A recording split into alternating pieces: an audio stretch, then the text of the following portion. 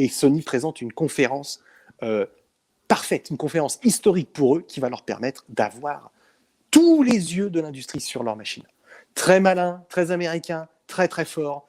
Ce qui va leur valoir le succès qu'ils ont eu avec cette PlayStation 4, plus de 120 ou 130 millions de machines vendues à l'heure actuelle.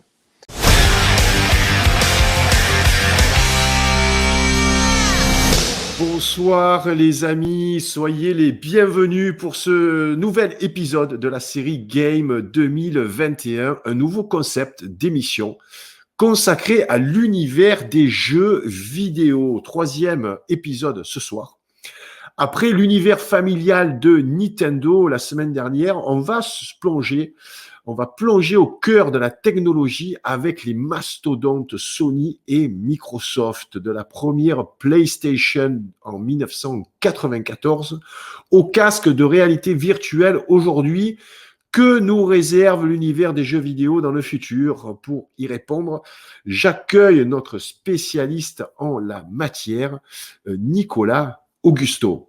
Merci Gilles. Ça va très bien et toi? Ça va. Alors, tu nous as fait rêver la semaine dernière, Nicolas, avec cette belle histoire de Nintendo, hein, cette petite entreprise familiale aux valeurs nippones très prononcées, qui est devenue le mastodonte qu'on connaît aujourd'hui. Là, donc, tu vas nous parler de Sony et de Microsoft, plutôt orienté donc ta présentation sur un discours technologique, c'est ça? La technologie, donc au cœur de la technologie, avec ces deux sociétés. Exactement. Ça va, si tout le monde est prêt, moi je suis chaud déjà. On est prêt, alors, c'est parti les amis. On va recontextualiser un petit peu. Et au milieu des années 90, 1994, donc fin décembre 94, Sony, quand même le mastodonte de l'électronique, décide de sortir sa première console, la fameuse PlayStation, que globalement tout le monde connaît aujourd'hui. La marque, c'est une marque qui est reconnue mondialement dans les stades de foot. Tu vois, tous les tours des stades de foot, c'est PlayStation. À ce moment-là, le jeu vidéo est historiquement représenté par Nintendo et Sega. C'est vrai qu'on n'a pas encore parlé de Sega, on en parlera dans un autre épisode, mais ces deux constructeurs sont les deux seuls, globalement, à gérer le marché. Et là arrive un troisième, et il ne vient pas de nulle part. Ce qu'il faut savoir, c'est que, comme je disais, Sony, c'est une entreprise de l'électronique. Donc, leurs rentrées financières proviennent de la conception de produits de l'électronique, donc la télévision, la hi-fi, le téléphone, puis aussi la musique. Notamment Sony Music, les liens avec MTV Music. Très gros label Sony, énorme label. Des gros labels. Ouais. Exactement, surtout à l'époque. On est encore dans la très très belle époque commerciale. Donc pour eux, c'est énorme. Et puis ils ont aussi Sony Movie, donc la partie, tout ce qui est droit de film, notamment les exploitations des James Bond, les droits leur appartiennent. Notamment, il y en a d'autres, mais James Bond est assez représentatif des droits de Sony. Donc Sony se lance dans cette course-là. Et ce qu'il faut savoir, c'est qu'il faisait des jeux vidéo pour Nintendo, en l'occurrence, des jeux estampillés Sony étaient sortis sur Super Nintendo.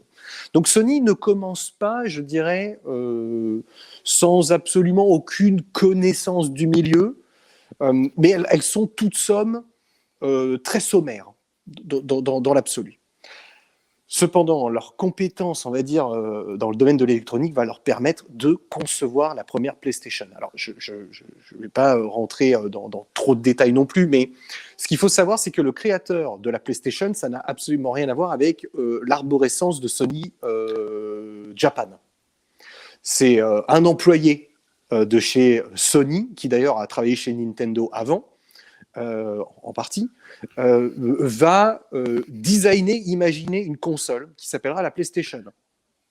Ce qu'il faut aussi savoir, c'est qu'il y a un projet quelques années avant 1994 où Nintendo et Sony souhaitent lancer une machine ensemble qui aurait dû s'appeler la PlayStation et qui aurait été une sorte d'ajout sous la Super Nintendo de l'époque pour y rajouter des lecteurs CD. Sauf que les ententes entre les deux constructeurs ont été très très difficiles, notamment à cause du président de Nintendo, Hiroshi Yamauchi-san, qui est quelqu'un de très très très difficile en affaires. Tu nous as expliqué qu'il voulait garder le contrôle justement Ouais, sur tous les développements, tout ça. C'est vrai que dans les années 80, c'était l'apparition aussi des CD. oui, tout à fait. Donc, des lecteurs de CD, c'était très lié aussi au secteur de la musique. Rappelons que Nintendo donc, a sorti, lui, sa première console. Oui. C'était la Famicom. La famille computer, exactement, Voilà. Famicom. Et c'était donc fin des années 80, c'est ça? Exactement, Oui, voilà. mi-80. Donc, voilà, Sony est arrivé après, donc, avec la PlayStation. Hein. Le Exactement. marché Sony était déjà là. Ouais. Pendant la sortie de la Super Nintendo, la deuxième console de Nintendo. Ils arrivent en fin de vie de cette Super Nintendo. C'est un très bon timing parce que cette PlayStation est beaucoup plus puissante technologiquement que ce que propose Nintendo. Mais ce qui va faire, je dirais, son porte-étendard et ce qui sera le succès successif de la marque PlayStation, c'est le média central de sa machine. Et là, le média central, c'est le CD. On est, comme tu l'as dit, dans une époque où les cassettes, c'est terminé, et on est à l'explosion des CD. On commence à graver ses CD, à faire ses compiles de Zik et compagnie, et Sony arrive avec une machine et va transformer le paysage du jeu vidéo avec le CD. Donc ça a des avantages, la capacité, parce qu'avant on est sur des cartouches. Voilà, donc la Famicom, c'était des cartouches, des cartouches. Qu'on insérait dans la... Exactement, parce que pour la philosophie Nintendo, c'est-à-dire que la cartouche est robuste, inrayable, les enfants peuvent la toucher, la mettre, ça marche toujours. Le CD, c'est tout de suite des mains plus délicates, peut-être plus matures, plus adultes, et donc du coup, il faut faire attention, sachant que les premiers CD qu'utilisait la PlayStation étaient ultra fragiles en termes de rayures. Tu rayais ça assez facilement. Okay. Et donc du coup, Sony sort cette PlayStation va transformer définitivement le paysage du jeu vidéo de 1 dans Obi-Wan, j'ai mon chien qui pleure. Transformer le paysage du jeu vidéo, on va dire plus mature, va avoir cette explosion d'un nouveau public. Des gens qui aimaient un petit peu la technologie et qui étaient sur PC vont jouer un petit peu à la PlayStation parce que y a une technologie, c'est plus avancé, et puis surtout parce que c'est l'explosion aussi des jeux en 3D. C'est-à-dire qu'on a énormément de jeux en 3D, ce qui n'était pas le cas avec la Super Nintendo et la Famicom, parce que pas assez puissante, que pas assez puissante et donc limitée au niveau de la technologie. Exactement. Pour parler en bits, tu as 8 bits pour la Famicom, 16 bits pour la Super Nintendo et 32 pour la PlayStation. Donc c'était le langage qu'on avait à l'époque. Aujourd'hui, ça n'existe pas. Ça n'existe plus de cette façon-là. Mais ça marquait bien l'évolution technologique. Et Sony est allé d'un seul coup, le CD, une console plus puissante, des jeux plus réalistes, et a commencé à s'adosser avec des marques. Et c'est toute la transformation de l'industrie. Et on va en parler parce que je pense que le très très très grand point fort de Sony, ça a été le marketing. Sony a réussi à faire des coups de génie dans son marketing, notamment la première une d'un journal dit lambda, type Figaro, type Libération, un journal traditionnel. Et c'est Sony qui va l'avoir en France avec l'arrivée de Lara Croft, Tomb Raider en couverture. C'est un coup de marketing géant et ça représente tout à fait la philosophie de Sony à ce moment-là. C'est d'intéresser tout le monde aux jeux vidéo et pas seulement les niches du départ. Et là, on voit que Nintendo et Sega ont un train de retard énorme. Déjà, ce sont deux compagnies très très japonaises, Nintendo et Sega, avec peu d'expérience de l'étranger.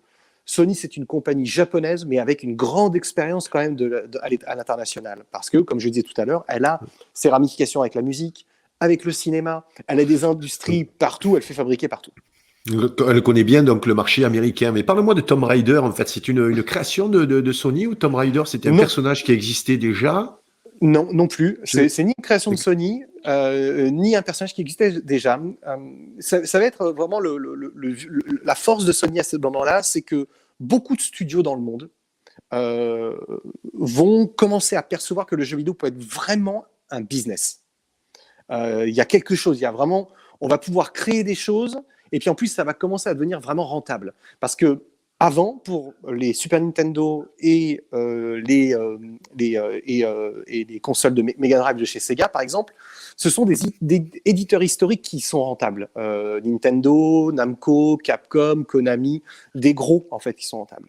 Quand PlayStation arrive, il y a une explosion de studios qui décident à vouloir faire du jeu vidéo. Donc des passionnés, comme moi, par exemple, à l'époque, moi j'étais gamin, mais plus âgé que moi à l'époque, qui commencent à créer des studios. Je pense notamment au studio de Psygnosis, par exemple, en Angleterre, qui a fait les Wipeout, dont les musiques ont été reprises avec des partenariats de gros musicos connus comme Prodigy, par exemple. Ok.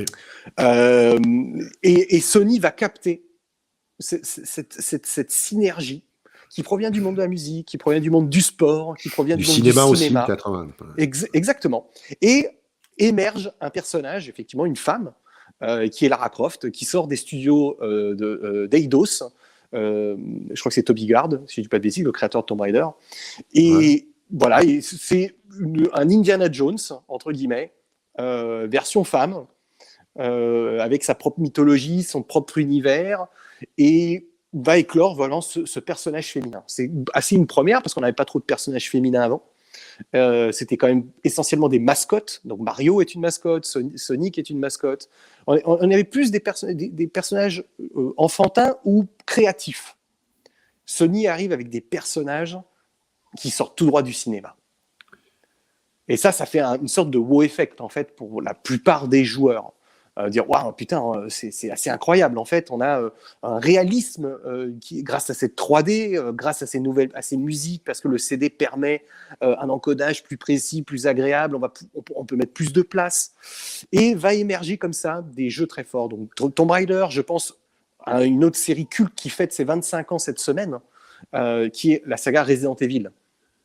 Resident Evil, c'est un monument, c'est vraiment un monument. C'est inspiré effectivement des films de George Romero. Donc c'est déjà là l'univers des zombies, donc avec Exactement. où on doit tuer, en fait, on doit tirer sur des sur des zombies, et on doit survivre en fait dans un environnement hostile. Ouais.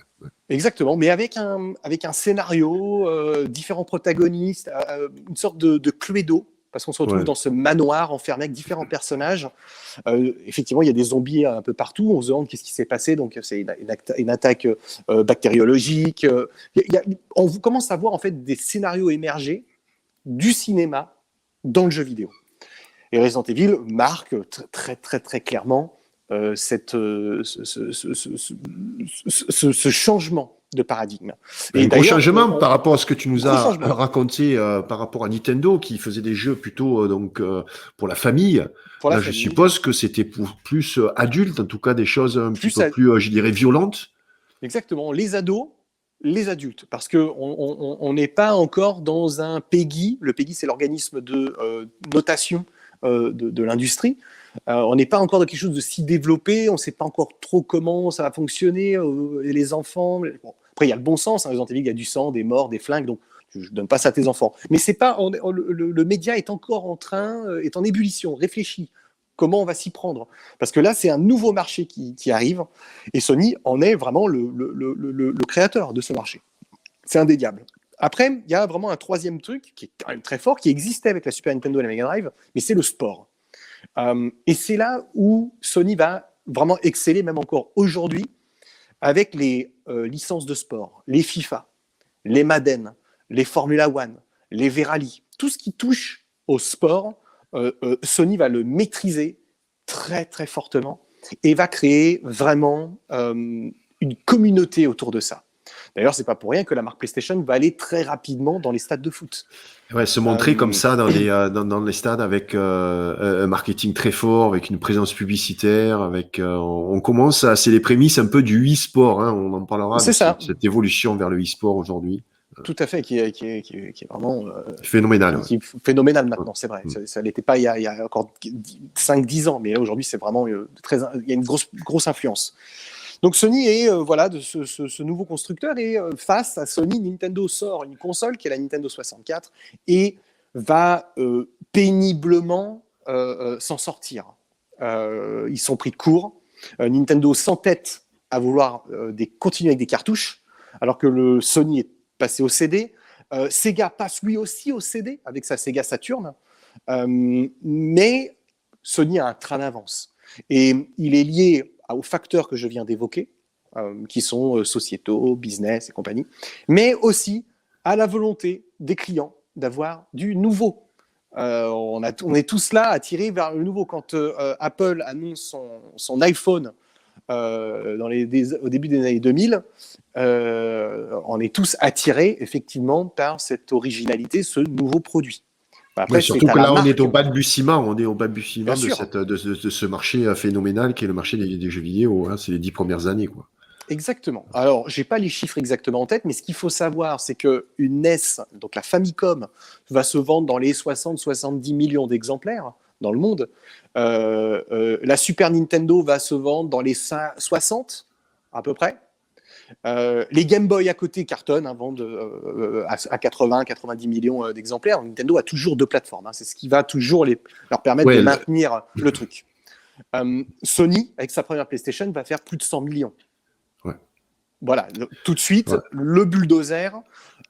Et elle va avoir deux grands temps de vie. Elle va avoir un temps de vie occidental, on va dire, un temps de vie des grands pays, entre guillemets grands pays, pas par rapport à leur culture et tout ça, mais économique, du Japon en passant par toute l'Europe et en passant par le Nord-Amérique, et un deuxième temps fort de la marque PlayStation qui arrive dans les pays émergents, l'Amérique latine, la Chine, exception, l'Inde, une partie de l'Asie du Sud, et donc du coup va avoir un vrai marché qui va durer plusieurs années. Même quand la PlayStation 2 sortira, la PlayStation 1 se vendra encore dans ces marchés émergents.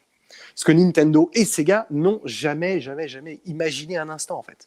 Jamais imaginé un instant.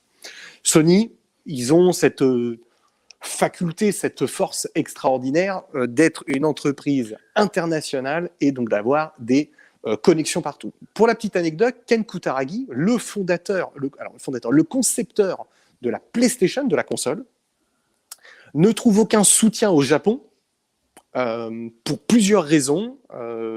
Le marché japonais est déjà pris par deux constructeurs. Les Japonais ne sont pas toujours dans une guerre de la compétition. Et Ken Kutaragi va avoir un coup de génie, va aller convaincre Sony Amérique, et notamment Sony Music, d'utiliser le CD dans sa console. Et ce coup de génie, il va avoir le soutien créatif. Alors, je vous la fais vraiment courte parce qu'il y a vraiment un très gros bouquin qui est sorti là-dessus, sur l'histoire de la PlayStation, qui est très, très intéressant. Mais globalement, c'est le département Sony Music qui va lui permettre d'avoir les moyens et de faire ce lancement de console. Alors, c'est un lancement un petit peu léger au début, mais qui va prendre une ampleur phénoménale très rapidement, et notamment en Europe. Au Japon, oui, mais très très forte en Europe parce que les jeux de sport, le public européen en est friand. Et donc, du coup, les gens vont fédérer cette marque. Grand coup de Sony. On avance un petit peu dans le temps et Sony qui est sur une pente ascendante, là où les concurrents sont effectivement dans des difficultés, ce qui ne veut pas dire qu'ils sont des difficultés économiques. Sega est dans une difficulté économique dramatique. On en parlera, Sega va disparaître en tant que constructeur. Nintendo n'est pas dans une difficulté économique, au contraire, ils gagnent énormément d'argent, et même encore plus avec leur Nintendo 64, malgré qu'elle ne se vend pas assez, parce qu'en fait, ils vont vendre beaucoup de jeux. La mathématique, elle est simple, il y a 40 millions de Nintendo 64, et il y a peu de jeux qui sortent dessus. Nintendo va toujours se dresser face à Sony par rapport à ça, la qualité avant la quantité, globalement. Ce qui n'est pas toujours vrai, hein. Il y a de la qualité chez Sony aussi, mais, et de la médiocrité chez Nintendo aussi, attention.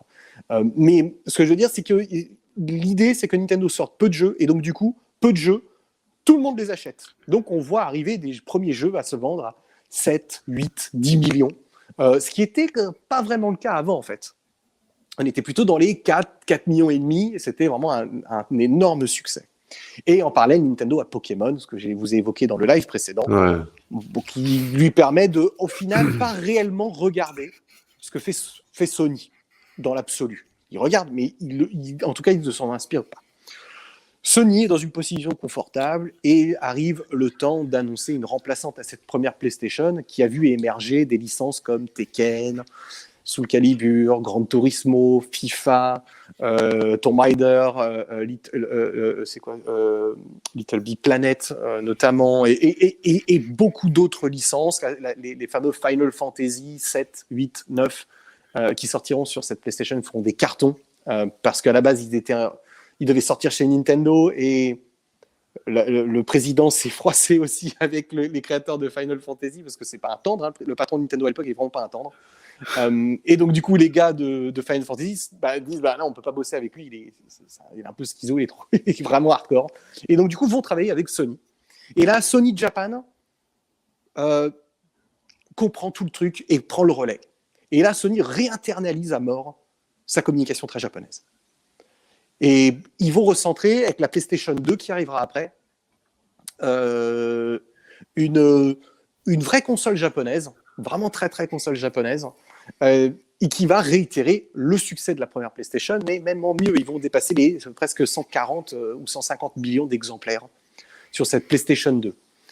Avec toujours les mêmes licences qui se renouvellent, d'autres se renouvellent moins, mais le succès est là, et il y a de plus en plus d'éditeurs, et c'est là où vraiment que le jeu vidéo rentre dans ce... Déjà, je crois que c'est à peu près à la même époque où il est reconnu comme le 9e art. C'est à peu près à la même époque où on commence à voir les trends émerger au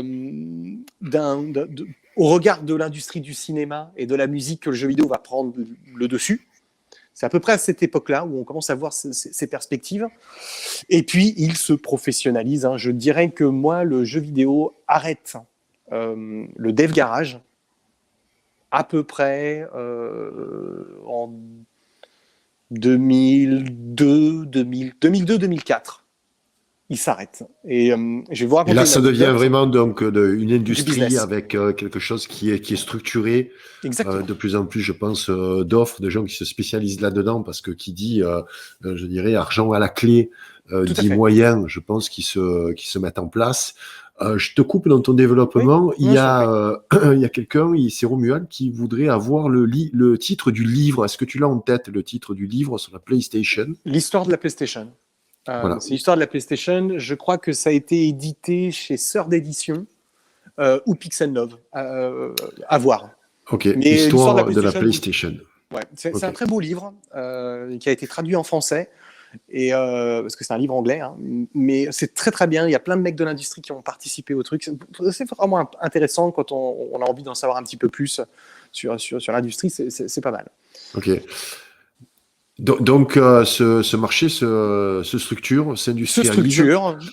Je vais raconter cette anecdote. Donc, parce que, début des années 2000, tu dis. Début des années 2000, Sony se lance aussi dans la console portable avec une PSP, une PlayStation portable, qui va plutôt pas trop mal marcher, mais essentiellement bien marcher au Japon, peu dans le reste du monde. Nintendo reste le roi inconditionnel du portable. Très difficile de les concurrencer à l'époque, parce que Sony n'a pas les propriétés intellectuelles adéquates aux jeux portables. Ça, on en parlera dans d'autres épisodes plus pointus, parce que plus on va avancer, plus on sera pointu. Comme ça, tous les gens qui nous auront suivis depuis le début vont devenir des brutes après sur le sujet. À ce moment-là, on est en 2002 à peu près. Un copain à moi, qui a beaucoup de respect, qui a un des plus gros studios indépendants en Californie, qui est Radiant Dawn, qui a fait Daxter, qui a fait les expériences, les 2 jeux God of War sur PlayStation portable, qui a fait The Order 1886, et puis plus récemment quelques jeux en réalité en VR, me disait comment il a pitché son premier jeu, Daxter, à Shuei Yoshida, qui est le patron de Sony Worldwide Studios. Et en fait, ça se fait dans une petite table, vite fait, machin. Mon pote lui dit, écoute, voilà, on va faire ça, je vais pas rentrer dans les détails, mais on va faire ça, voilà, le jeu, c'est ça, le pitch, le concept. Ok, pas de problème, merci, passez une bonne journée. Donc, mon pote se lève avec ses 2 autres acolytes et quitte la pièce, et se fait agripper dans l'ascenseur au retour.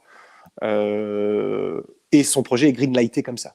Greenlighté, c'est-à-dire le projet est validé, let's go, on y va, on le fait. Donc, ça s'est fait instantanément dans le couloir, au bout de l'ascenseur. Ok. Attends, reste là 2 secondes. Prise, On y va, d'accord. on le fait. Prise de décision super rapide.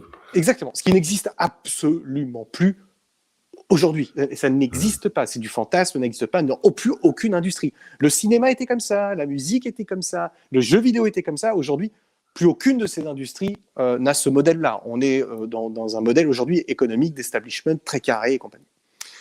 Donc ça, c'était vraiment la toute petite anecdote. Alors, je vais un petit peu modifier. Je ne suis pas mon pote pour parler. Je reste très humble là-dessus. Attention.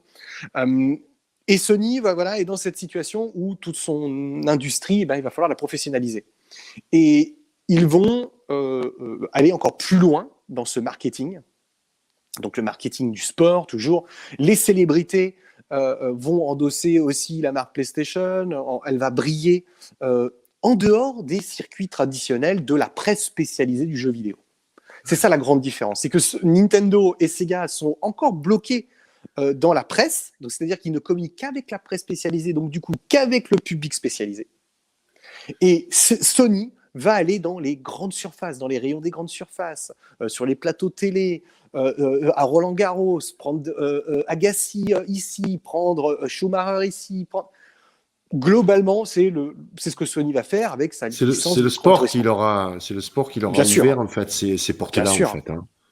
Exactement. J'ai un très bon copain avec qui j'ai bossé en Californie, qui était mon creative producer sur notre jeu, qui est Chris Miranda, qui a travaillé en tant que prod pour Kazunori Yamoshi, qui est le concepteur de Gran Turismo. Pour te dire à quel point Gran Turismo est aujourd'hui, par tous les passionnés d'automobile, en fait une sorte de rêve. Même les mecs qui ne jouent pas, mais qui sont dans l'automobile, Kazunori Yamoshi, c'est le fantasme. Kazunori Yamoshi, c'est un passionné d'automobile, va créer la plus grande bande de données digitales de voitures au monde pour réaliser Gran Turismo. Dans les sons, les bruits moteurs, les bruits échappements, les crissements de pneus, va créer vraiment un truc extraordinaire. Ils ont des locaux qui sont gargantuesques.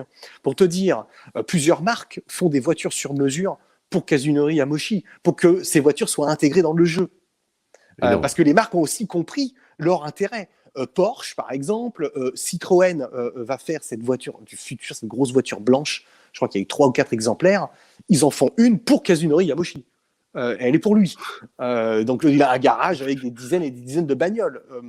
Il y a vraiment, en fait, les marques comprennent, parce qu'ils n'avaient pas forcément compris au début. Hein, c'était que du jeu vidéo, tu vois. Mais les marques comprennent vite.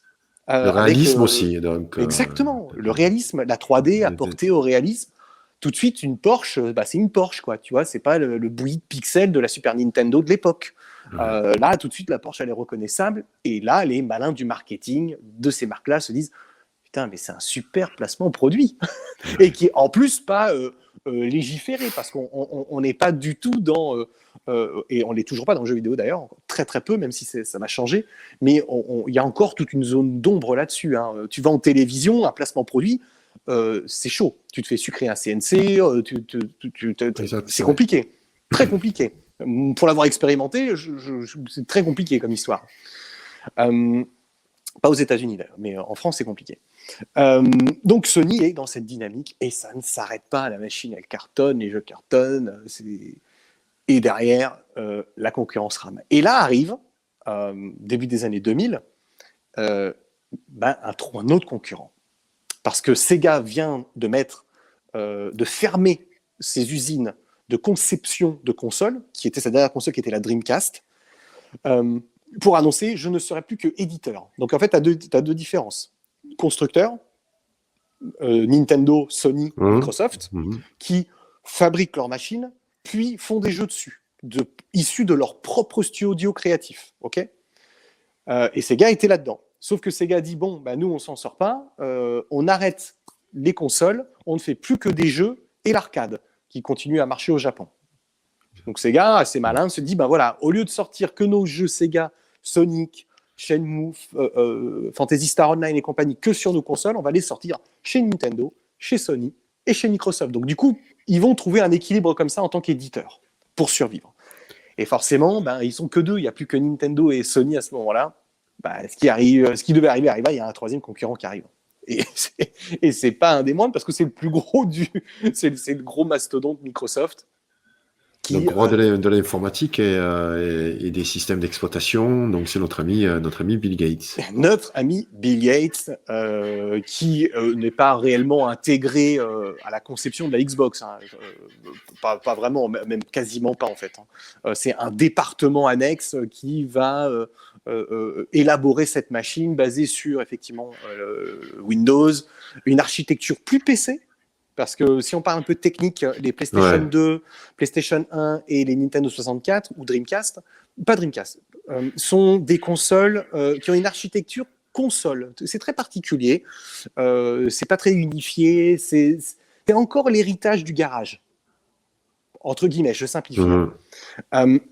Microsoft arrive avec une console qui ressemble à une architecture PC, déjà connu de beaucoup de développeurs, dans du codage, dans un système j'essaie de simplifier un petit peu tout ça, mais globalement, elle a un écosystème facile à exploiter pour les devs. Et ça, ils le sentent. Et ils arrivent avec un point qui est primordial parce que Nintendo ne le fait pas et Sony le fait très très peu et très mal et communique pas dessus, c'est le grand truc. C'est que Microsoft avec sa Xbox et avec le jeu en ligne. L'arrivée du jeu en ligne sur console dans le salon, c'est la Xbox quand même qui va lancer le feu d'artifice. Ok.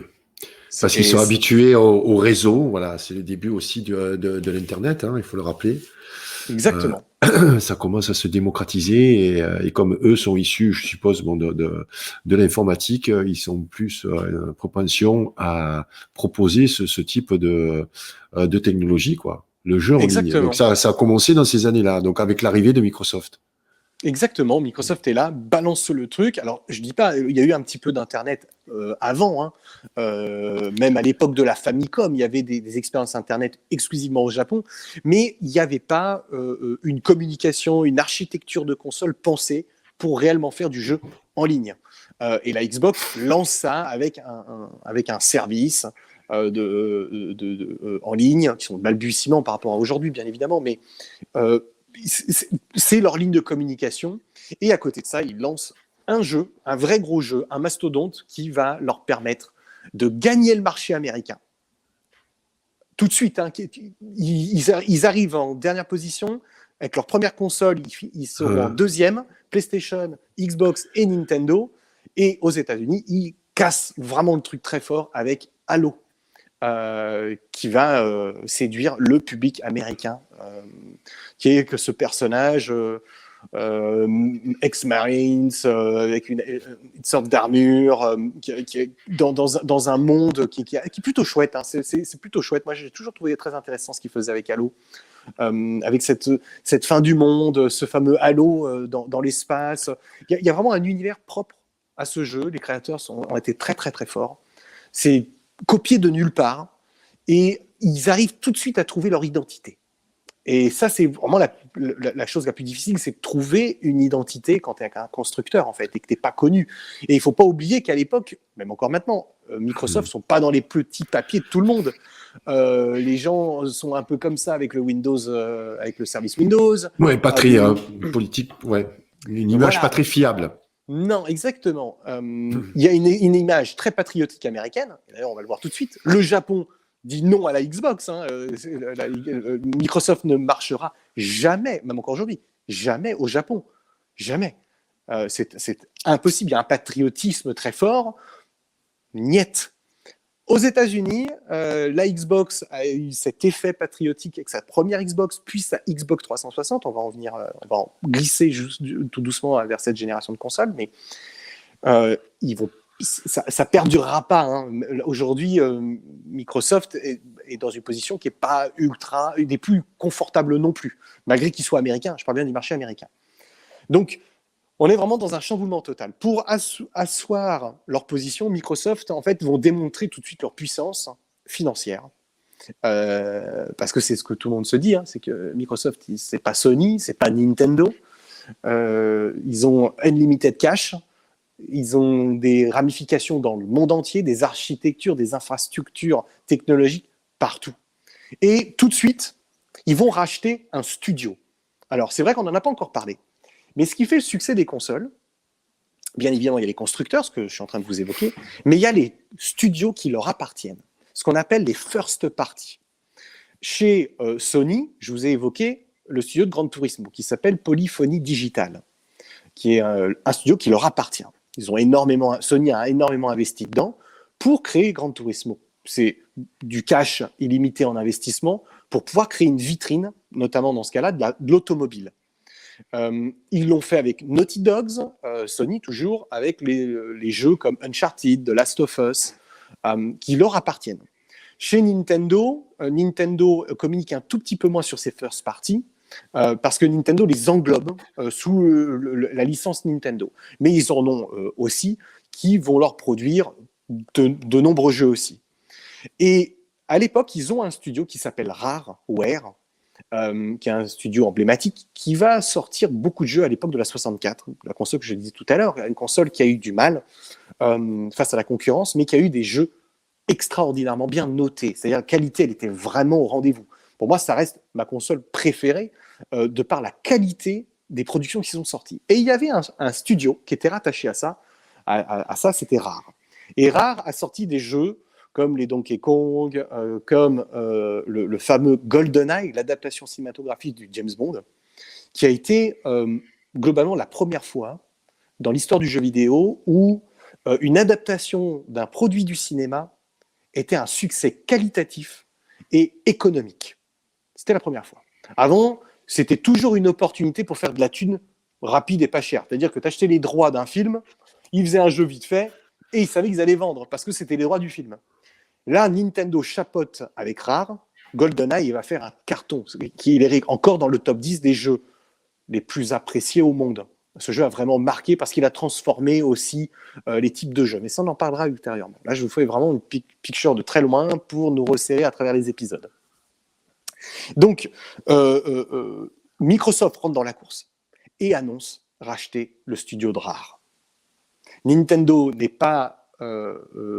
est au capital de Rare, mais va céder l'entreprise à Microsoft. Et ça, c'est un coup de tonnerre énorme, parce que ça montre que Microsoft rentre dans le game et en sortant un chèque, ils achètent. Et qu'en face, ça va être compliqué. Tout de suite, ça va être compliqué. Ils achètent un studio. Et ça, je me souviens encore de la presse à l'époque. Microsoft va tout racheter, ils vont racheter Sega, ils vont tout racheter. La réalité, elle est loin de ça, en fait. Comment ça se fait que Nintendo, qui est très protectionniste en fait, sur ses ses licences, ça fait partie de ses valeurs. Comment ça se fait qu'ils ont lâché ce studio? Parce qu'ils n'avaient pas la majorité peut-être au capital ou Alors, ils n'avaient pas la majorité au capital. Rare détenait la majorité au capital, mais Rare a voulu être acheté par Microsoft.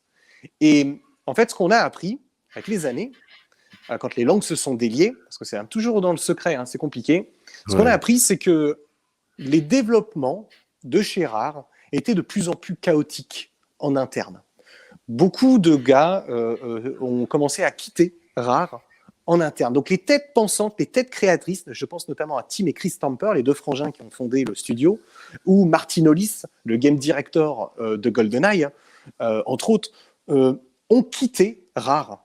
Et donc, du coup, Nintendo est très pragmatique. Il dit, à quoi ça sert de garder une entreprise si elle n'a pas son cœur? Nintendo avait déjà un coup d'avance et en fait se frottait les mains de savoir que Microsoft allait récupérer une coquille vide. Et ça, c'est un coup de génie. Mais rétrospectivement, moi, j'en ai chialé. Réellement, parce que Rare, c'est une entreprise anglaise, c'est dans une ferme, c'est des génies. Ce sont peut-être les artisans les plus pointus hors Nintendo, mais de toute cette industrie à l'époque. Ils ont un degré de finition, un degré d'amour de leur travail, de leur jeu, dans les musiques, dans tout. On aime, on n'aime pas, attention, ça c'est subjectif. Ouais. Mais dans leur conception, ce sont des génies. Pour moi, Martin Hollis, les frangins Stamper, Grant Kirkhope, le musicien, David Wise, l'autre musicien, et j'en passe, parce que c'était vraiment des génies. Et Nintendo savait que ces génies avaient envie de voguer vers d'autres aventures et d'avoir leur propre studio. Parce que, en tant qu'homme ou femme, quand tu te développes créativement, il y a un moment donné, Rare a vécu 10-12 ans d'âge d'or. Mais il y a un moment donné, cet âge d'or, ben, il change. On grandit, on n'a plus la même vie, plus les mêmes désirs. Et l'entreprise se délapide, en fait. Et Microsoft achètera une coquille vide. Et d'ailleurs, Aura va mettre presque 15 ans, j'exagère un petit peu, mais 15 ans pour sortir un jeu décent, issu des studios qu'ils auront rachetés, et il ne sera sorti que sur la dernière Xbox, qui s'appelle Sea of Thieves, la mer des pirates, qui est vraiment qui est très très bien, mais qui est quand même éloigné de l'ADN de ce qui était Rare. Entre-temps, ils ont sorti des jeux, mais qui n'ont jamais aussi bien brillé, de par leur qualité, que ce qui était sorti sur la Nintendo 64 de l'époque. Donc ça, c'est un coup de l'histoire. Je le dis souvent aux jeunes, l'argent, ça fait vraiment pas tout. Parce que tu peux racheter une structure, tu peux racheter de la technologie, mais si tu n'as pas les hommes et les femmes derrière qui vont utiliser, exploiter cette technologie, ta technologie, tu te la mets bien où je pense. Soyons réalistes. Et Microsoft a là tout de suite son trait américain. Il a son trait américain. Il pense qu'avec le chèque, boum, on y va, on fait ce qu'on veut, quoi. Et ça va être un petit peu leur comportement avec la première Xbox. Ils sont obligés, pour exister, ils vont mettre des pubs partout dans Times Square. Ils y vont très, très, très gros. Ils veulent faire plus gros que Sony. Ils sont tout de suite pas dans le concurrent de Nintendo. Pour eux, ils voient une Nintendo à côté en train de dépérir et ils rigolent. Et je vais te dire une autre anecdote qu'on a appris il y a quelques semaines, que quand Microsoft a voulu rentrer dans le game, en fait, ils sont allés voir Nintendo au Japon. Et parce qu'ils voulaient racheter Nintendo. Ils se sont dit, attends, quitte à nous lancer dans le jeu, autant acheter Nintendo, quoi. Ce qui s'est passé, ce qu'on sait aujourd'hui, c'est que pendant l'heure de discussion, c'était plutôt un monodialogue. Nintendo les a accueillis par courtoisie, mais Nintendo a rigolé tout le long. Donc il faut se remettre dans un truc, c'est que Nintendo rigole parce qu'ils se disent jamais ils nous achèteront parce qu'on n'est pas à vendre, parce que Nintendo détient la main sur son capital, donc tu peux rien faire. Et autre truc, c'est qu'en parallèle, c'est que quand Microsoft lance sa Xbox et que maintenant ils sont autonomes, ils voient qu'ils s'en sortent mieux que Nintendo. Donc Microsoft se frotte les mains en se disant putain, on leur a bien mis, entre guillemets, tu vois, ils n'ont pas voulu être achetés, maintenant ils sont derniers. Et ça, c'était tout sans imaginer le génie de Nintendo, et encore aujourd'hui. Mais on va y venir sur la troisième partie, qui est l'arrivée des machines puissantes, PlayStation 3 et Xbox 360. Et ça, pour moi, c'est une période qui est assez fascinante, parce qu'on va voir exploser l'arrivée des jeux indépendants, donc le retour de l'origine du jeu vidéo des années 80, des mecs retournent dans leur garage à 3, 4, 5 pour faire des expériences de jeux en dehors des sentiers, en dehors de ce qu'on appelle les AAA ou les gros blockbusters. Et Microsoft voit flaire ce truc-là et va mettre à disposition des outils, du marketing à ces petits studios indépendants. Et quand Microsoft lance sa nouvelle console, la Xbox 360, eh ben, c'est le carton. Beaucoup de jeux indépendants émergent. On va voir des pépites. Et Sony, là, c'est en parallèle, parce que les deux consoles sortent quasiment en même temps. C'est quelle année ça, Nico? Ça, c'est 2006, à peu près 2006-2007. Ou 2005-2006. La Xbox sort un tout petit peu avant et la PlayStation 3, qui a un petit peu de retard, sort en 2006. Et ce qui est intéressant, alors, Microsoft va axer sa console sur le online, avec des services, le Xbox Live, le Xbox Gold, vraiment du jeu en ligne avec des cas. Ça y est, là, on est démocratisé, les bandes passantes sont convenables pour jouer. Ça se démocratise. En parallèle, il démocratise le jeu indépendant. Et Sony, tout seul dans son coin, après des succès énormes, se voit dans une situation très, très compliquée. On va revenir à ça. C'est que la PlayStation 2 est redevenue japonaise dans son cœur, dans son développement. Donc la PlayStation 3, elle est 100% japonaise et c'est la période où le Japon est dans une situation difficile technologiquement. Les devs japonais ne maîtrisent pas la technologie, ils n'ont pas pris le train en marche des middleware qui sont des logiciels de développement. Je pense notamment à Unreal, à l'époque, qui est quand même le plus courant, Unreal 3. Et les Japonais sont à la traîne. Et Sony va vraiment avoir du mal les 3 premières années à s'imposer avec cette PlayStation 3. Ils ont la même stratégie, mais elle ne prend plus.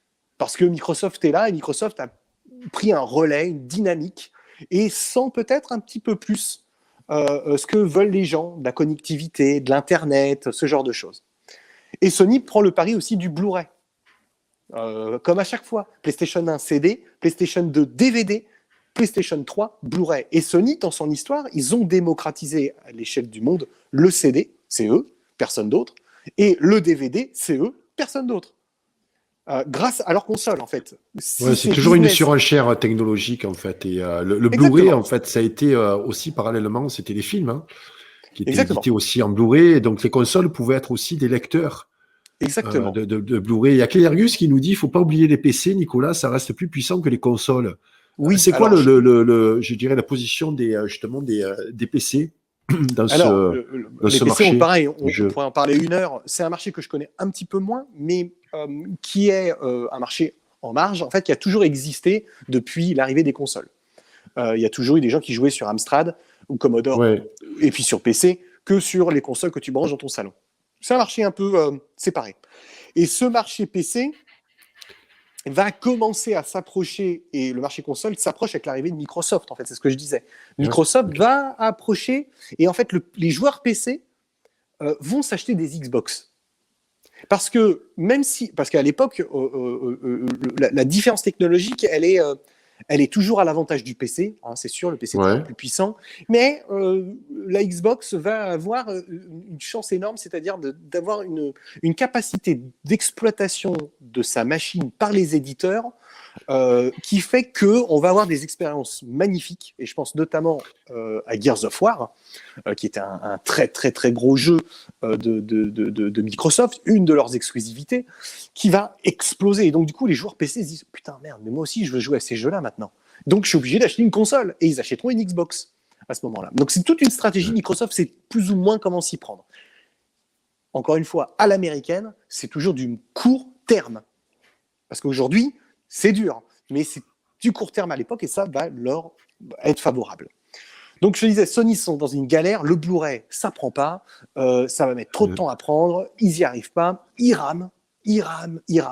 Pourtant, la console, c'est une belle machine, il y a des jeux, mais l'appétence pour Xbox est très forte. Cela étant dit, au milieu de la vie de ces deux machines, un petit peu moins du milieu de la vie de ces deux machines, il va y avoir un schisme qui va transformer toute l'industrie. C'est que Nintendo, qui était sur le décès depuis quelques années, la portable marche très bien, hein, mais la Nintendo 64 et la GameCube, qui sont les deux consoles de Nintendo à cette époque-là, la GameCube c'était pendant la PlayStation 2 et la première Xbox, et qui n'a pas été un succès.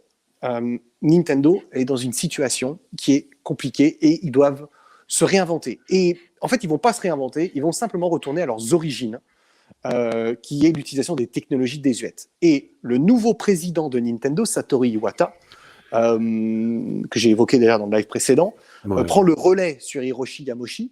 Hiroshi Yamauchi étant vieux, va céder. Donc c'est la première fois dans l'histoire de Nintendo où il cède son poste de président à quelqu'un qui n'est pas issu de sa famille. Ce qui créera des distensions en interne chez Nintendo parce que l'un des petits-fils de Nintendo, de Hiroshi Yamauchi, aurait espéré récupérer ça.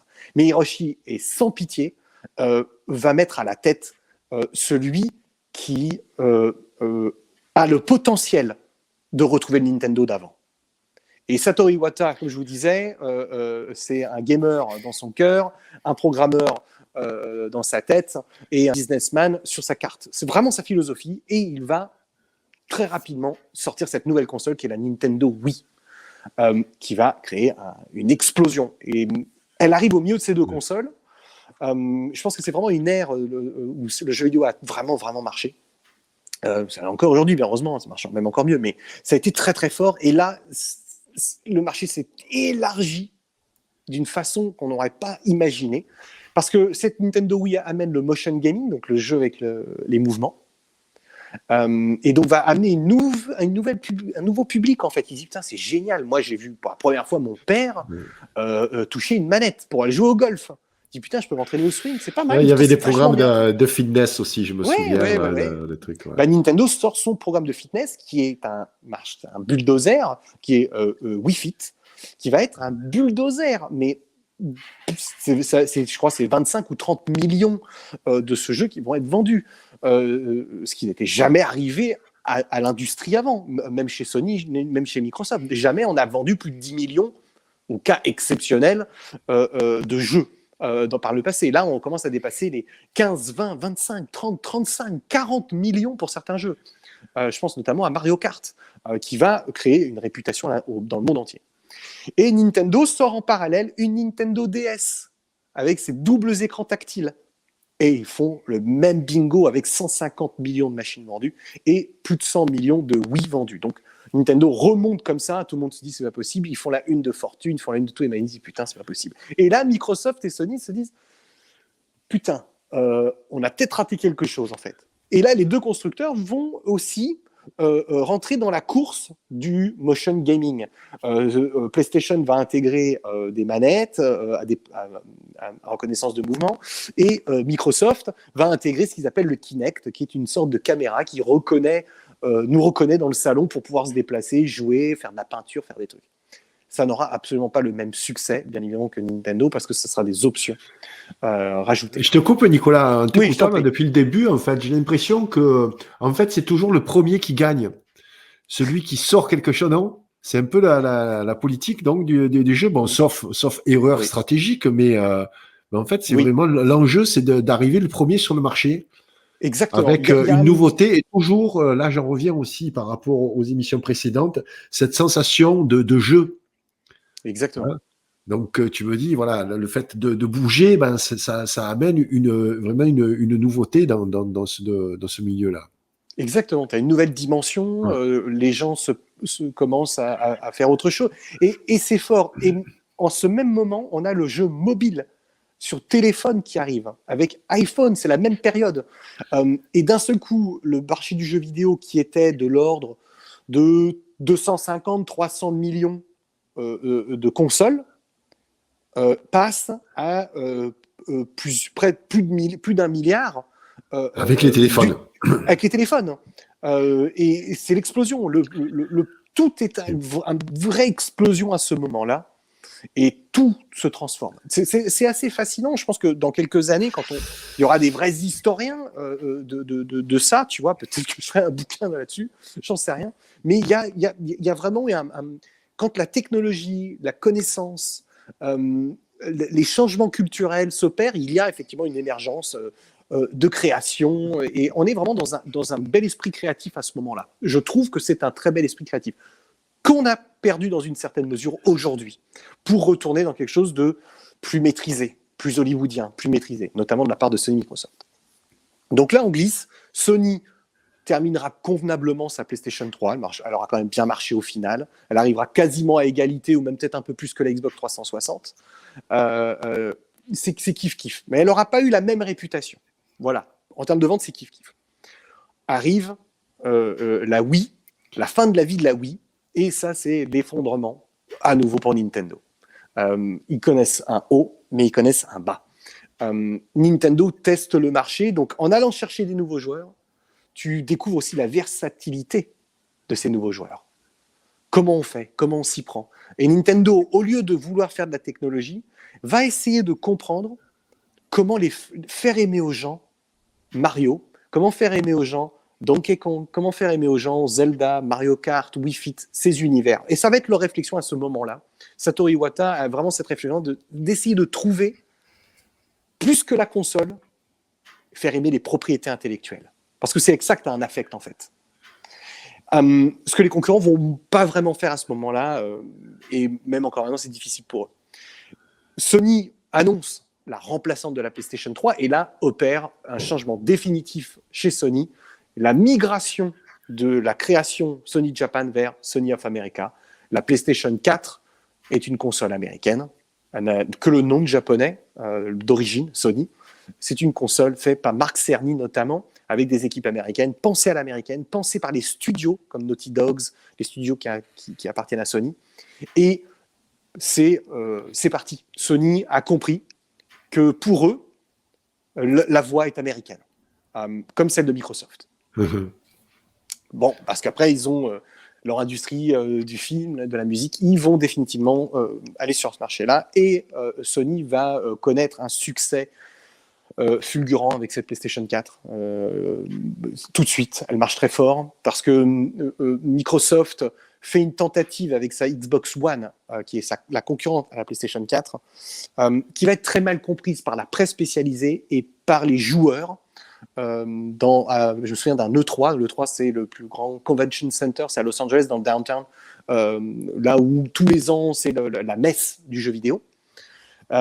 Microsoft, je me souviens, j'étais à LA cette année-là, et c'est vrai que j'étais avec beaucoup de gars de la presse, et personne n'a vraiment compris. Tout le monde était assez... je me dis, merde, qu'est-ce que Microsoft vient de faire? Ils viennent de réussir un truc fantastique avec la 3.6, avec la Xbox 360, et là, ils se mettent tout le monde à dos avec un truc Internet, pas bien compris. Ils veulent interdire l'occasion, les jeux d'occasion, tu vois. C'est pas bien compris, c'est mal cerné. Et là, Sony, c'est historique. Pendant la conférence d'annonce de cette Xbox One, Sony passe après dans les conférences, va modifier sa conférence et corriger les erreurs de la Xbox. Et Sony présente une conférence parfaite, une conférence historique pour eux qui va leur permettre d'avoir tous les yeux de l'industrie sur leur machine. Très malin, très américain, très très fort. Ce qui va leur valoir le succès qu'ils ont eu avec cette PlayStation 4, plus de 120 ou 130 millions de machines vendues à l'heure actuelle. Console qui a très bien marché. Et ils vont récupérer les jeux indépendants que Microsoft avait fédérés pendant toutes ces années. Parce que ce qu'il faut comprendre, c'est que les jeux indépendants, c'est pas ils vont pas là où va le vent. Les jeux indépendants, c'est souvent 3-4 personnes dans un petit garage. Ils vont là où on peut les soutenir et on peut un peu les aider, parce que ce ne sont pas des gros éditeurs. Ils peuvent mourir tous les jours, en fait, les indépendants. On connaît, nous, tu vois, en étant indépendants sur Internet et compagnie, on sait ce que c'est que l'indépendance. C'est à peu près la même chose.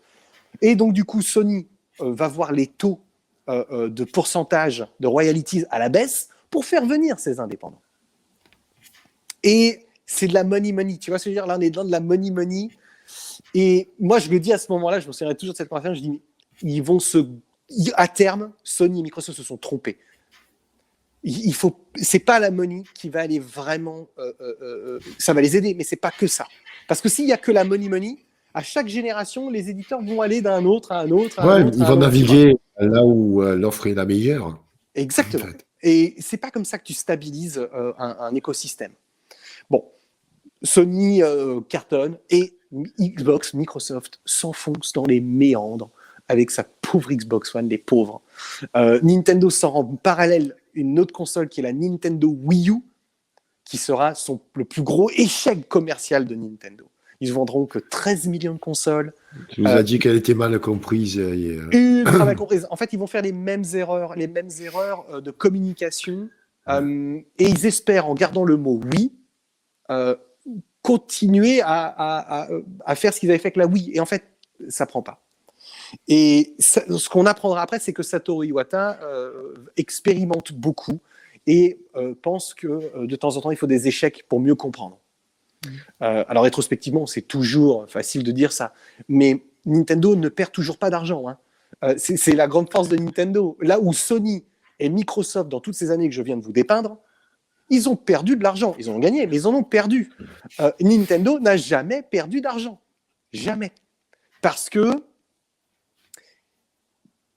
ont leur licence qui leur permet de ne pas en perdre, mais parce qu'ils ont un sens de la réflexion, un sens de l'attention qui leur permet d'être toujours un petit peu en vue. Nintendo fait les choses à moyen et long terme, là où Sony et Microsoft font des choses essentiellement à court terme, même si je pense qu'ils sont en train de changer un petit peu, notamment Sony, faire des choses un petit peu plus à moyen terme. Long terme, c'est impossible. Nintendo fait des plans aujourd'hui à 20 ans. Dans aucun business au monde, ça n'existe de faire des plans à 20 ans. C'est incroyable. C'est incroyable. C'est incroyable. Mais parce qu'ils ont plus d'un siècle. Culturellement, c'est normal pour eux. C'est pas la même chose. Donc, j'imagine que quand c'est naturel, c'est plus facile, dans une certaine mesure. Donc, Nintendo sort sa Wii U et il se gaufre.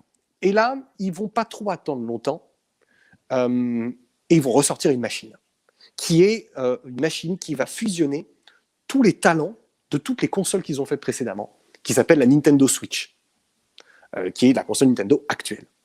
Elle va sortir en 2017, le 3 mars 2017, alors que la PlayStation 4 marche très très bien et que la Xbox ne marche pas.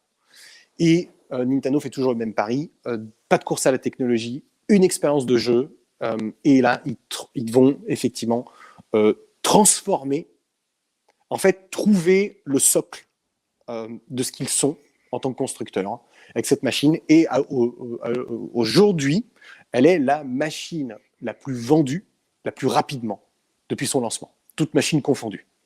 Les jeux sont les jeux les plus vendus, tu vois, les jeux frôlent les 30 millions pour certains, pareil. Mais cette fois, dans une stratégie qui est plus la même, dans une stratégie où tout ce qui est important pour Nintendo, c'est ses licences.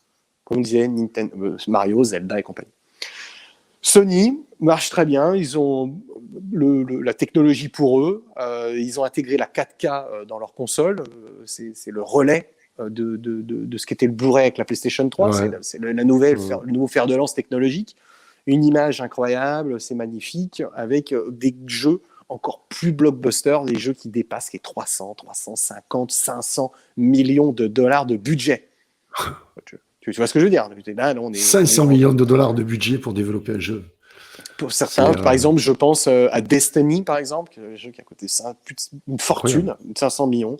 Des jeux comme les God of War, le dernier God of War qui a coûté plus de 250 millions hors marketing. On ne connaît pas les frais de marketing, ça c'est toujours compliqué. Et globalement, les Américains, c'est au moins un tiers du dev, si ce n'est pas des fois la moitié. Le marketing est vraiment une pierre angulaire importante.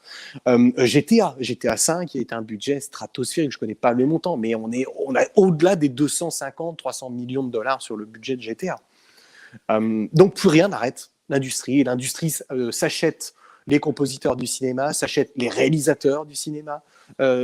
L'industrie se paye ce qu'elle veut aujourd'hui, globalement. Sony, Microsoft, les studios. Demain, tu peux avoir des acteurs dans le jeu vidéo. C'est ce que le média change. Et on a des Mads Mikkelsen comme comédien à qui je pense. On a Norman Reedus de The Walking Dead. On a comme ça beaucoup de comédiens qui viennent prêter leur visage ou endosser des combinaisons de motion capture pour se prêter à l'expérience d'acting dans l'univers digital. Okay. Parce que ça terrifie Hollywood, Gilles. Ça oui, parce que Hollywood. Là, tu me donnes des techniques, en fait, qui sont des technologies qui sont employées dans les films, hein, ces films de motion capture. Qu'en est-il de ces casques, je vois, ces casques de réalité virtuelle? C'est arrivé, à quelle époque? Alors, si tu veux, on peut conclure là-dessus, puis après on prend quelques questions. Donc, la VR, donc le casque, est arrivé dans les années 88-89 sur la première Famicom. Donc t'imagines bien qu'à l'époque c'est le balbutiement du truc. Hein. Mais il existe un casque 3D, plus que VR, qu'on peut se mettre sur la tronche. Et puis il y a eu quelques expériences, mais qui n'ont jamais réellement abouti. Aujourd'hui, pendant la PlayStation 4 et sur PC, on a eu des casques, le PlayStation VR, qui est ce casque assez exceptionnel. Moi, j'ai fait un jeu Resident Evil 7 où tu es plongé au fin fond du bayou et tu te fais embarquer dans une maison type massacre à la tronçonneuse. L'expérience, elle est terrifiante. Mais terrifiante, t'es dedans, c'est terrifiant. Moi, j'ai trouvé ça fantastique. Et adorant le cinéma d'horreur, là, tu casses un mur, tu vois. Tu casses un mur. T'es dans l'expérience. On n'est pas encore à une technologie de dingue. Il y a encore des problèmes techniques. Il y a des gens qui ont la nausée avec les casques. Pas tout le monde est égaux face à l'expérience du casque, mais elle est en train de prendre une ampleur assez extraordinaire. Je pense notamment à une expérience qui est Half-Life, une expérience VR qui est sortie il y a 2 ans sur le HTC Vive, qui est un des casques. Il y a 3 casques. Il y a Oculus, HTC et PlayStation VR. Pour le moment. Et l'expérience, c'est bluffant. C'est bluffant. Et c'est vrai que en tant que joueur, c'est dingue. Moi, j'ai mis le casque à ma mère parce qu'elle voulait l'enfiler, tu vois, pour voir. Et Tu vois, putain, mais je n'imaginais pas un jour que ce serait comme ça, en fait. Pour le meilleur comme pour le pire. Attention, encore une fois. Moi, je suis pas un gars de la bien-pensance et compagnie. Mais ludiquement, c'est génial. Maintenant, les dérives technologiques qu'on va avoir, elles existent, elles seront là, ça c'est clair. C'est pour ça que j'ai hâte de voir Nintendo utiliser le casque. Parce que Pour l'instant, Nintendo n'est pas allé sur ce marché-là alors, avec le casque. mais pas en console. Ils le sont sur leur parc d'attractions, par exemple, ou dans des expériences que tu peux retrouver dans Tokyo. Par exemple, il y a une expérience Mario Kart que j'ai eu la chance de faire quand j'étais au Japon. C'est incroyable. Tu t'enfiles ce truc, tu es dans le karting, tu vois les personnages. C'est vraiment ultra bluffant. Mais bon, ça, c'est d'autres expériences, parce que là, tu es dans un vrai kart avec de l'air, tu as le casque en même temps. Ça, tu peux pas avoir ça chez toi. On est d'accord. Nintendo est dans ce genre de truc-là pour le moment, l'amusement park en plus gros. Et je pense qu'ils réfléchissent à comment intégrer ça dans le foyer. Pour l'instant, c'est Sony qui lead le marché avec HTC et Oculus. Il y a un très très très gros potentiel de jeux. Je te dirais que pour conclure, ce sont les jeux d'horreur où ça marche le mieux. Okay. Parce que c'est juste terrifiant. Imagine-toi dans Projet Blair Witch. T'es vraiment dans Projet Blair Witch, Gilles. Même quelqu'un qui est pas très réceptif à du jeu vidéo ou à l'émotion à travers le jeu vidéo, tu mets un casque, tu cries. Moi, on a fait des tests dans notre studio. Ça m'intéresse beaucoup. J'ai un ami, pour la petite anecdote, qui a monté près de Marseille un concept dans un hangar. En fait, c'est une maison donc qui voilà de la peur, en tout cas de l'horreur. Je me rappelle plus le nom de son concept. Je le mettrai certainement en commentaire. Et il m'a fait rentrer dans ce hangar. C'était en journée, d'accord. Il m'a expliqué en fait comment ça fonctionnait. Oui. Moi, je regarde plus de films d'horreur depuis que je suis allé habiter au Québec, dans une maison dans les bois. Et ouais, parce que je suis réceptif à ça. Et pour moi, c'est un mystère un peu. Pourquoi on regarde des films d'horreur? Pourquoi on veut se faire peur? En fait, c'est pas un sentiment qui est agréable, tu vois. Non, et j'ai posé la question donc à Michael. J'ai dit, parce qu'il cartonne avec son concept, il en a ouvert un à Paris aussi, mais bon, c'était l'année passée. Ça a été plombé avec le Covid. Et donc le nom ne me revient pas, mais j'espère qu'il me reviendra à la fin de l'émission. Donc je lui ai demandé, Michael, comment ça se fait que les gens aient envie de se faire peur. Et voilà, c'est une question qui est restée un peu en suspens. Est-ce qu'on a envie de se créer comme ça des sensations, parce qu'on n'a pas, je dirais, on vit pas dans un environnement dangereux aujourd'hui, on veut recréer ça. Oui. Je sais pas, c'est une question que je te pose. Pourquoi tu aimes les films d'horreur et on pourra en parler en détail, parce que moi, je suis ultra passionné de ça. Je l'étais avant, j'étais vraiment très, très fan des films comme ça. Je faisais même les faux maquillages à la Georges Romero, tu vois. Ouais. Je crois qu'il y a une volonté d'effectivement de ressentir, tu vois, des émotions, ressentir quelque chose. On est dans un monde où on risque plus grand-chose. Attention, plus grand-chose, tout est relatif. Mais par rapport à quelques siècles... oui, tout ça dépend. Mais pas à Miami en ce moment, à Miami Beach, il vaut mieux éviter. Il vaut mieux éviter. Mais je pense qu'il y a ça, il y a cet intérêt du danger, de l'interdit. Je pense notamment effectivement à Toby Hooper avec Massacre à la tronçonneuse qui a tout changé le paysage à cette époque-là. Et le fait aujourd'hui de pouvoir mettre un casque et te glisser dans cette expérience de Resident Evil 7, là, par exemple, je pense à lui, ou Paranormal Activity, ou là on vient de faire Projet Blair Witch avec Mariana. On a passé, alors il n'y avait pas de casque, mais alors avec casque, moi je fais un arrêt cardiaque. On a joué sans casque la dernière heure de jeu, mais c'est chaud, vraiment. Tu sais, c'est jumpscare, t'as l'ambiance, le truc, c'est tellement bien fait aujourd'hui que là tu te dis, oh putain, je vais y rester quoi. Et c'est con, t'as envie d'aller jusqu'au bout. C'est une certaine forme probablement de sadomasochisme, j'en sais rien. Tu te fais un peu mal. Qu'après tu te rappelles qu'en fait c'est que de l'imaginaire, tu vois. Ouais, mais bon, c'est que du jeu, voilà. Merci beaucoup Nico, c'était super intéressant. J'entends ta fille qui te réclame. On va pas te garder longtemps. Non, je veux juste prendre vos commentaires. Vous avez beaucoup commenté, les amis. Vous avez beaucoup parlé entre vous. Donc quand tu essayes le casque, c'est le Futuroscope dans ton salon. Antoine est très, très fan donc, de jeux vidéo. Il a beaucoup commenté. Romain Stier également. Antoine toujours. Resident Evil 2 Remake. Jamais de la vie je fais ça en VR si ça existe un jour. Vous égayez ma curiosité, hein, vraiment. Hein, donc, je sais que j'ai un ami qui joue au jeu donc, avec des casques comme ça. C'est le chanteur de Dagoba. Oui. Avec un de ses amis, ils sont très fans de ces jeux-là. Ils m'ont proposé de l'essayer.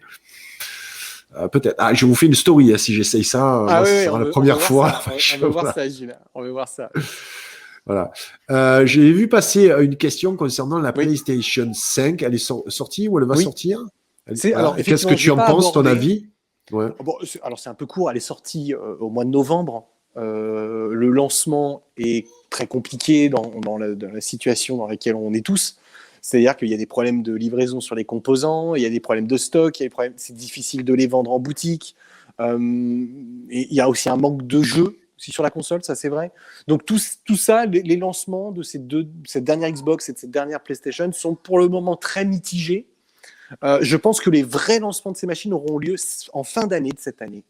Une fois, j'espère que ce Covid, cette merdasse, soit passé à autre chose, quoi, tu vois. Ouais.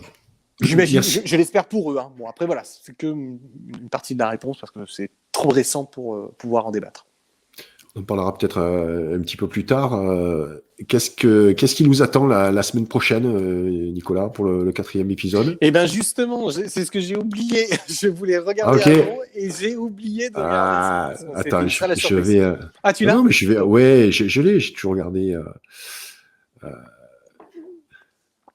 4e épisode, c'est les grandes licences, les jeux les plus connus, rétrospectives des mascottes et de leur univers. Voilà. Très bien, très bien. Justement, on va aller en plus en profondeur, c'est bien.